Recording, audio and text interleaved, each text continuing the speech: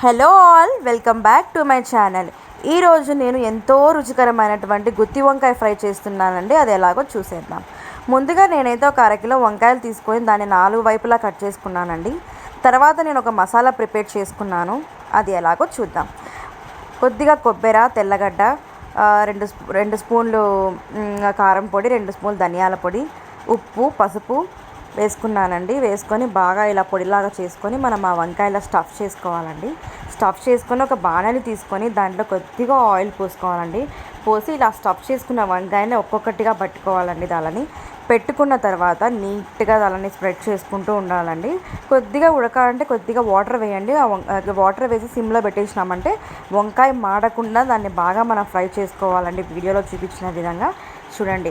ఇలాగ అన్నీ పెట్టేసుకొని సిమ్లో పెట్టేసి వదిలేయాలండి. ఒక చిన్న గ్లాస్ వాటర్ వేసేసి అప్పుడే మనకి వంకాయ అనేది బాగా ఉడుకుతుంది. సో ఇలా చేయాలండి. చేసిన తర్వాత మనకి పొడి మిగిలి ఉంటుంది కదా, ఆ పొడి కూడా దాంట్లో వేసేసి సిమ్లో పెట్టేసి మూత పెట్టేయాలండి. గుత్తి వంకాయ ఫ్రై రెడీ అయిపోయిందండి. మీకు కనుక నా ఛానల్ నచ్చినట్లయితే ప్లీజ్ సబ్స్క్రైబ్ చేసుకోండి.